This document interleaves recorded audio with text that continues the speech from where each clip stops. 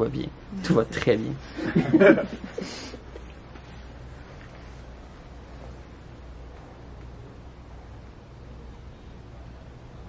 Si je disais bout à bout le nom de tous les corps qui ont jaugé ma douleur, cela ferait un long souffle où 1000 visages interchangeables viendraient se confondre.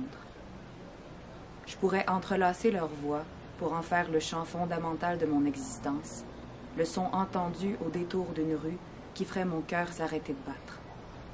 Je pourrais dire la rupture répétée avec cette image intemporelle, culbutant d'altère à égaux dans une union et un déchirement sans cesse vécu en machinerie infernale, souricière dont chaque détour me conduit au même fantôme du même être que je réapprends à aimer sous des traits neufs, pour ainsi mieux le voir glisser vers l'étrangeté, l'impénétrable absurdité de l'oubli, la dissolution d'un parfum très pur et presque étouffant dans la coulée limpide du temps.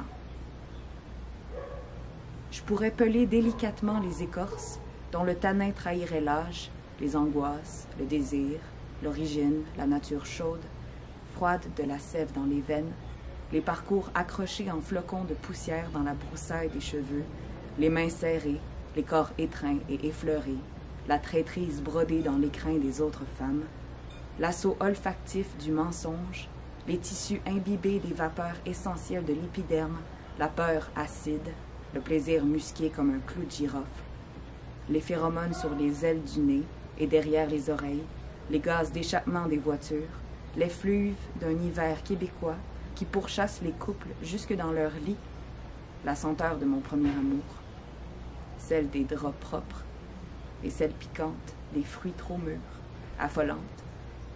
Je pourrais m'y rouler de plaisir et d'abandon, les yeux fermés dans une cacophonie odorante, me perdre dans cette tanière de velours qui contient à elle seule toute l'unicité et la substance de la passion. Je pourrais sonder l'épaisseur du mur qui me sépare de chacun, en apprécier la consistance, argile friable, paille cassante, compter les rares brèches par où nos regards ébahis se croisent, là où, par-delà l'épuisement, nous parvenons à reposer nos masques fanés, l'un contre l'autre, en débit de la bourrasque violente qui nous entraîne à nouveau, là où la cloison s'épaissit, absorbe les sons, métamorphose nos chants et nos plaintes en de vagues vibratos aériens, indissociables des rumeurs du vent. Je pourrais étaler sur le sol tous les corps aimés, goûtés, décortiqués, en ordre chronologique, les inventorier de la cave aux mansardes afin de me rappeler les engrenages de leur plaisir. Je pourrais parcourir en chuchotant les archives des amants lointains, ceux dont je me souviens mal, dont je ne sais plus comment ils émoussaient leurs lèvres sur le grain émeri de ma peau. Tout cela est trop loin à présent. Je ne sais plus si nous nous aimions ou si nous y jouions seulement. S'ils se taisaient en mettant une paume sur mon silence, s'ils égrenaient des chapelets de mots tendres ou terribles à mon oreille, si nous échangions des promesses, en collant nos paupières et en battant des cils très vite, peut-être écoutions-nous une vieille chanteuse afro-américaine dont la voix éraillée nous faisait faire l'amour plus lentement, plus tristement, une négation du malheur. Je ne sais plus la cave d'une vieille maison abandonnée, le plaisir pris en vitesse contre un mur froid de béton dans le noir complet, entre les clous et les toiles d'araignée, en plein après-midi étincelant du juillet de mes 17 ans.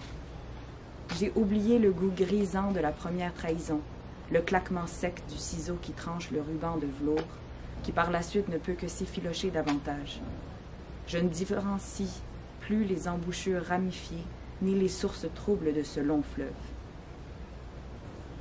Je n'ai toujours été couché que dans une seule et même chambre, auprès du même corps inaccessible, la mort et l'amour partout dans les draps, les lierres du temps croissant en hélice sur nous comme sur des arbres abattus. Le carrousel de mes fantômes déraille.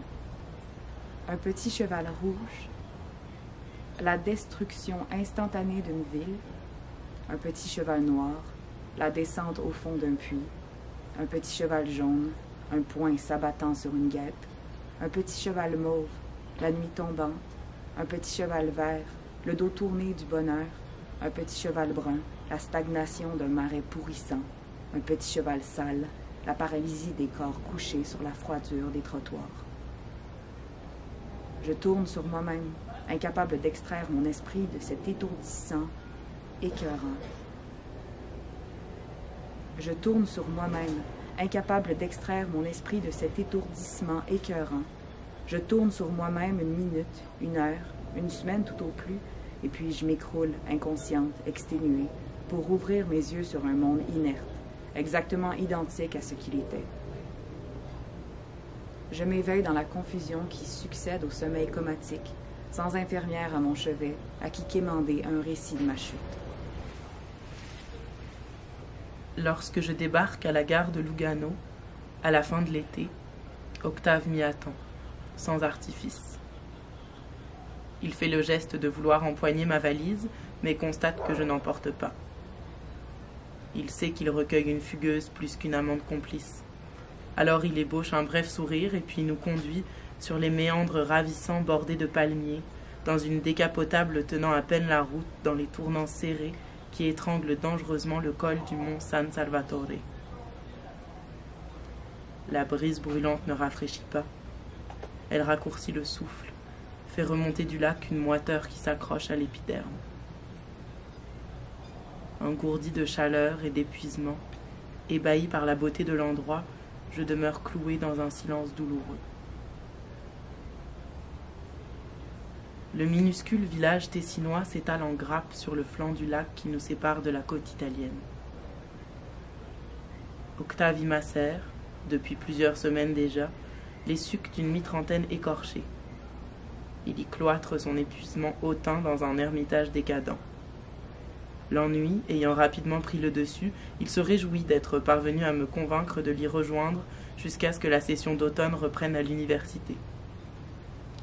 Il entretient là une existence oisive et irréelle, qui, je le constate dès le premier coup d'œil, sied à merveille à son caractère excessif.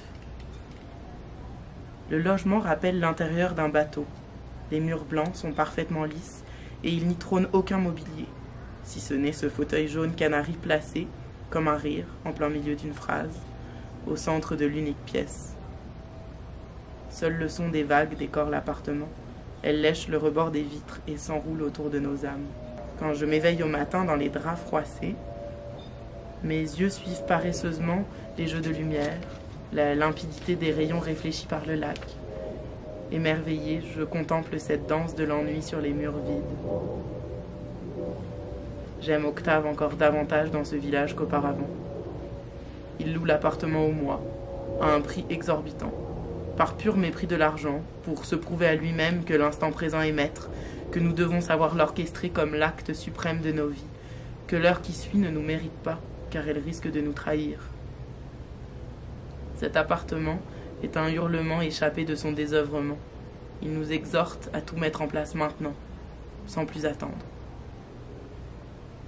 J'apprends dès mon arrivée qu'il aime par caprice un jeune Portugais, fabuleusement beau, dont j'espionne pendant des heures les allées et venues nonchalantes sur la terrasse du restaurant où il travaille, à 2 mètres au-dessus de notre balcon.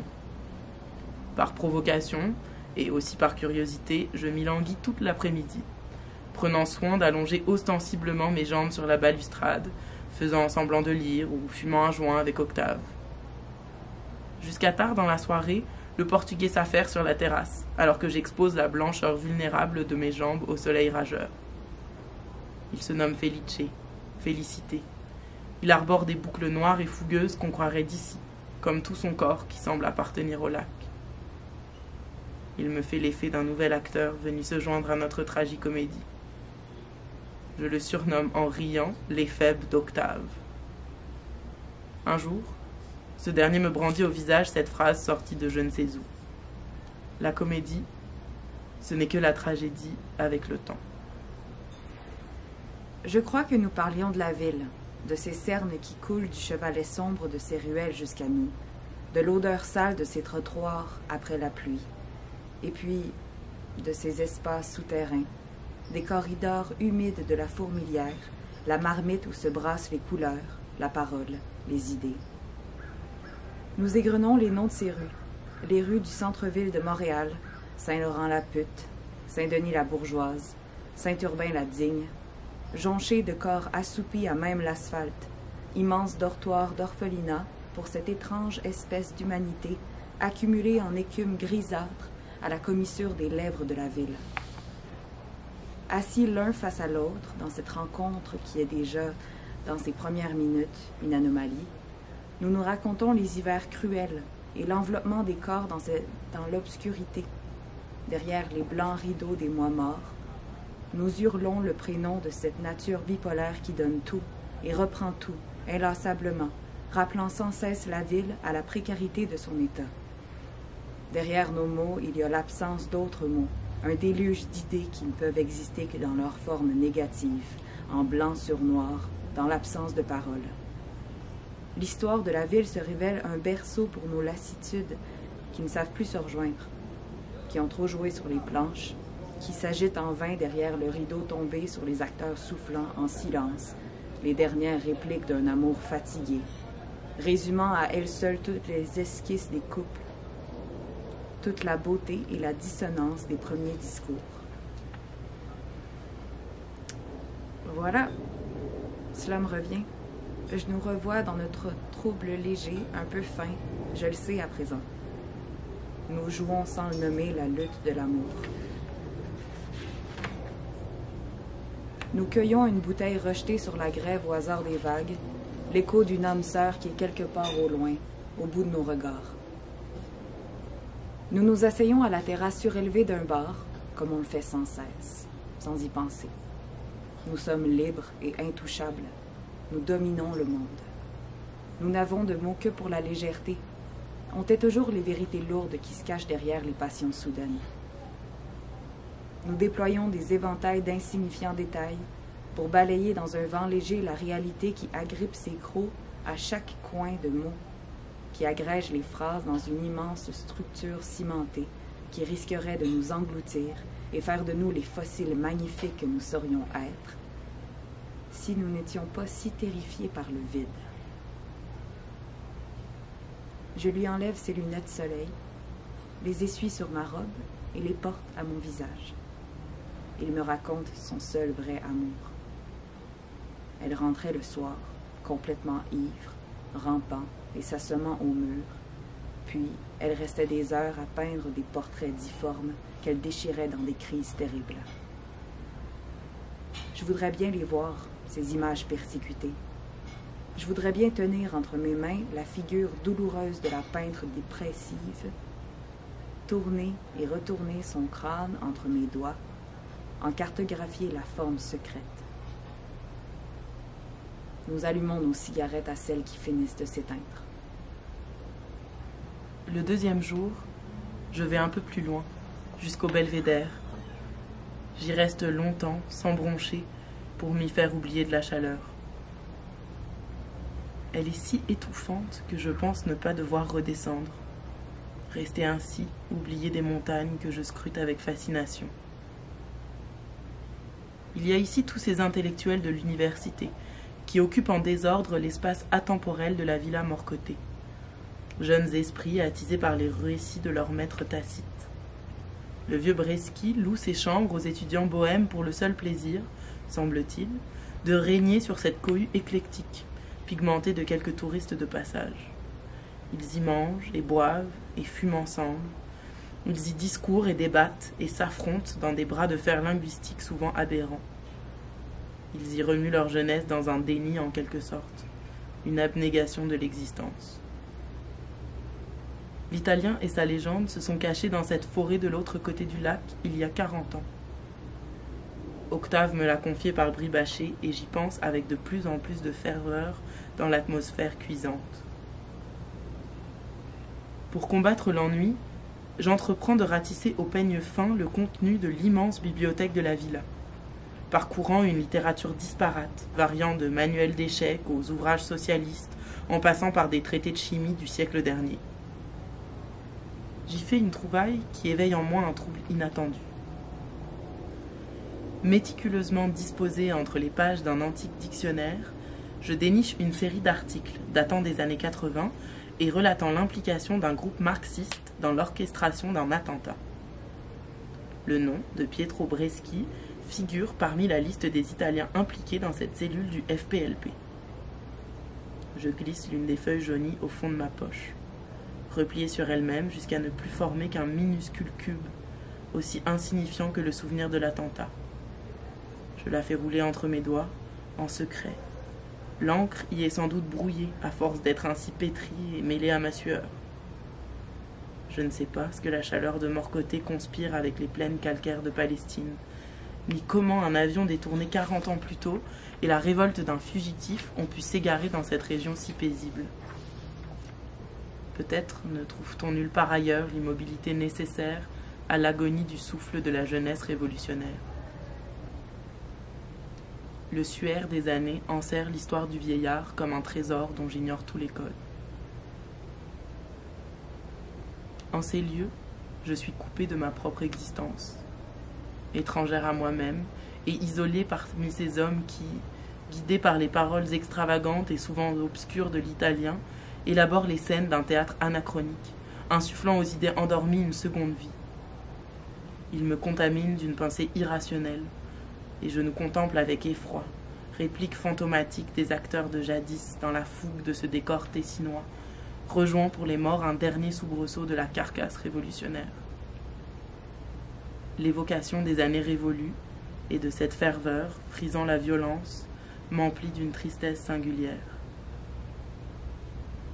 Résigné à son exil, l'agitateur s'est acharné à dompter sa prison, acquérant au prix d'une patience obstinée chaque propriété du village dès sa mise en vente, s'engonçant dans une trahison lente et méthodique de toutes les idées révolutionnaires de sa jeunesse.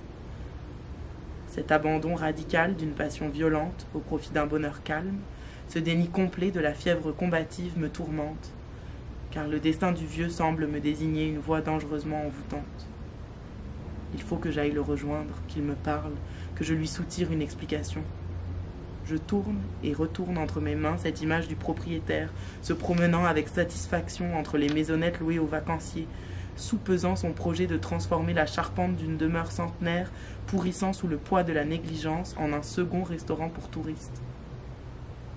Fasciné, j'absorbe son sourire inaccessible, dénué de toute trace de rage, lavé jusqu'à la dernière poussière de l'ancienne douleur politique.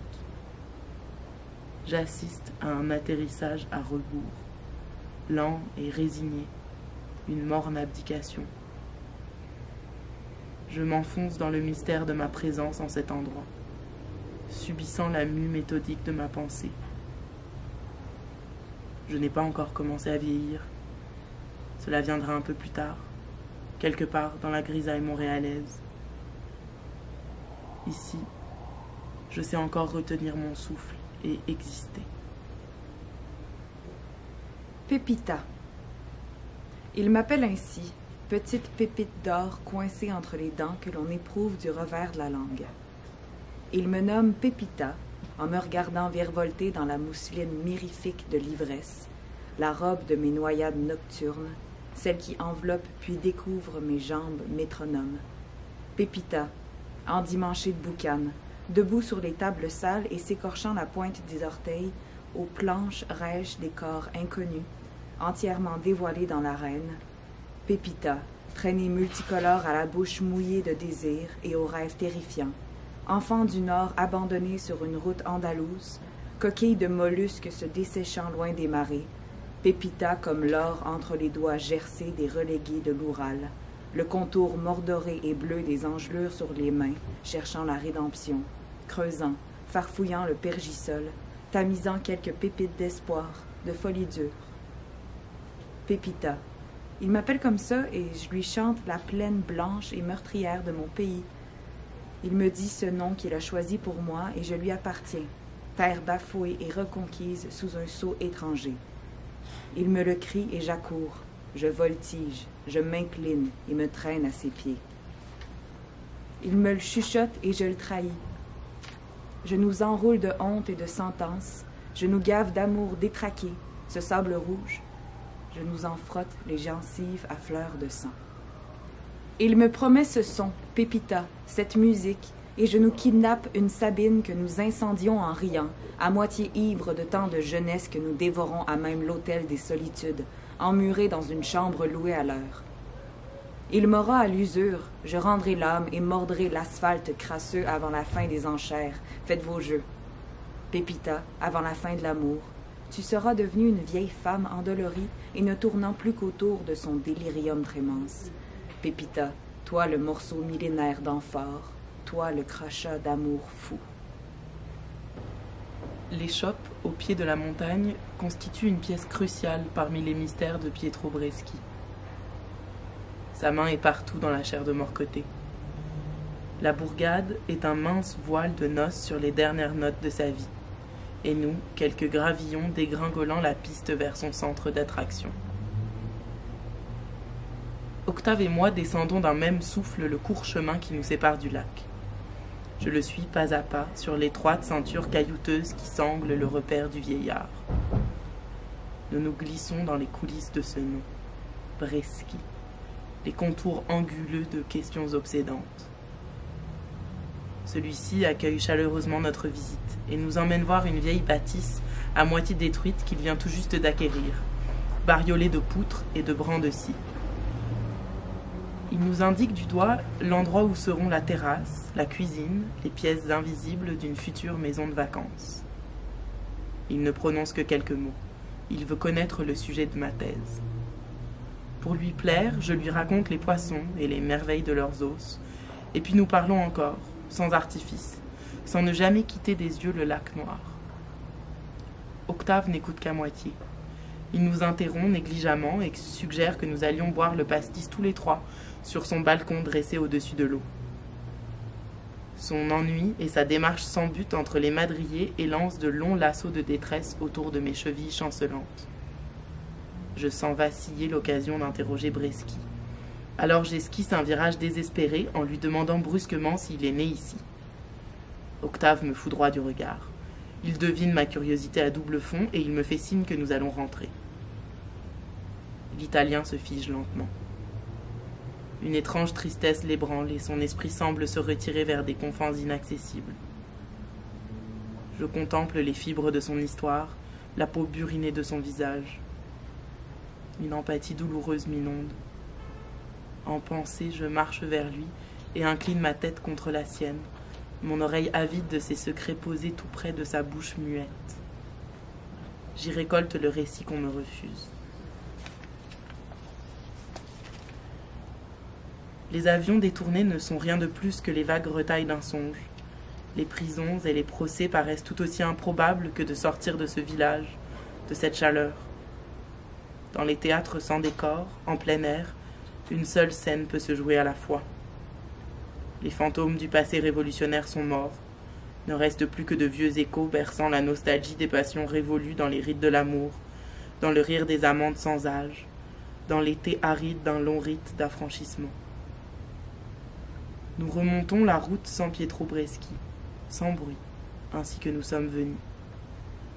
S'il pouvait y avoir des arbres entre les maisons, si elles devaient ressembler moins à des grappes de corail, et si elles étaient moins pleines de lézards dans leur porosité, qu'un peu d'humidité puisse adoucir la claque brûlante du soleil, si nos pas ensorcelés ne tanguaient pas tant sous la chaleur, alors peut-être nous saurions nous dire l'essentiel, car nous parlons le même langage, mais nous ne le parlons jamais en même temps. Dissimulé sous mon désir d'Octave, il y a le désir de posséder tout ce sur quoi ses mains se posent, de braconner à sa suite le plaisir en zone accidentée. Dans le désordre des sentiments, il y a la présence obsédante de l'autre femme, son insupportable beauté. Il y a une nécessité grandissante d'enrayer l'angoisse que son existence fait croître dans mes os. La menace vient du silence à son sujet. Son image demeure enfouie dans un obscur coffret d'amour brisé. Il me raconte nonchalamment leur liaison. Sans le savoir, il souffle très fort sur les braises palpitantes.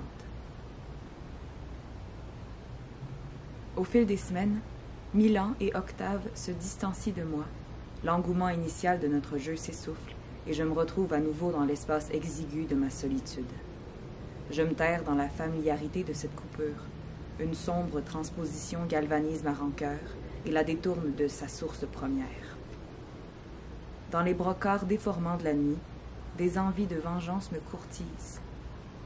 Je m'imagine déjà tout entière dans la tête d'Abbé Soloviev, dans son lit, enfilant les fils de sa pensée autour de mes doigts sales pour en tirer la fresque de mon cauchemar, en décorer la ville, le vert de gris des clochers d'église, les bras charnus des érables centenaires, les berceaux d'errance blottis sous les bancs de parc.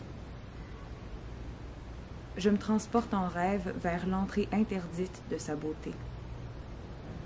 La pénombre invitante, étalée sous le rejet blessant d'Octave. Cette beauté partout répandue dans la cité insomniaque. Sous l'ardoise nocturne qui nous épie.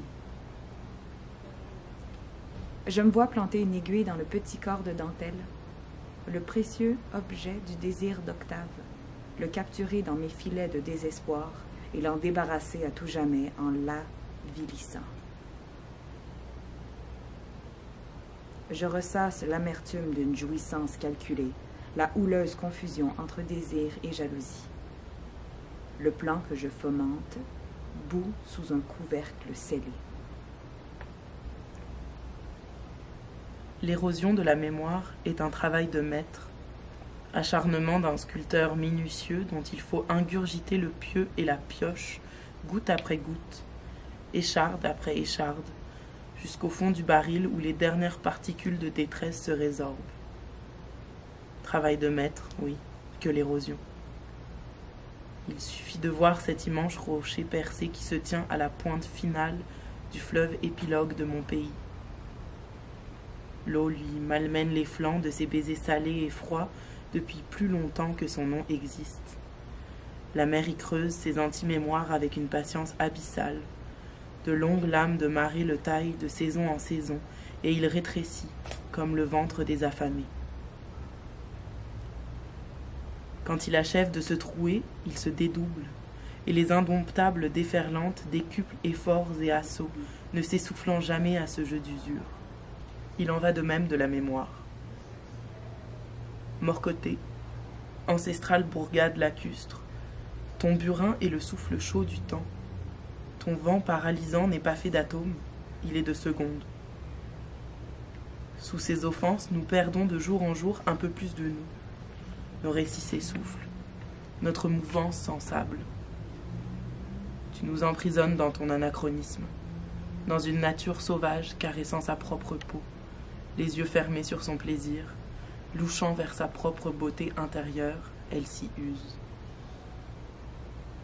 À l'apogée de la catastrophe anthropique, une fine poudre blême et inodore glisse enfin, innocente, dans les bras meurtriers du fleuve, et il en va de même de la mémoire lorsque nous en décidons ainsi, Octave et moi, Abbé Soloviev, Pietro Breschi, les étudiants pendus à ses lèvres et tous ces autres personnages d'une histoire qui s'effrite lentement.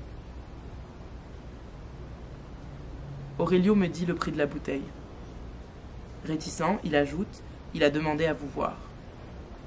Je demande si c'est Octave dont il s'agit. Je le croyais endormi dans la blanche quiétude de l'appartement. Mais non, il dit que c'est le patron, le vieux Pietro. Et de sa voix atone, il me répète qu'il a demandé à ce que je passe le voir. Mon cœur, jusqu'ici appesanti de chaleur, s'emballe soudainement. Avec cette nervosité des créatures furtives qui détalent en coups de vent sur les troncs asséchés des palmiers.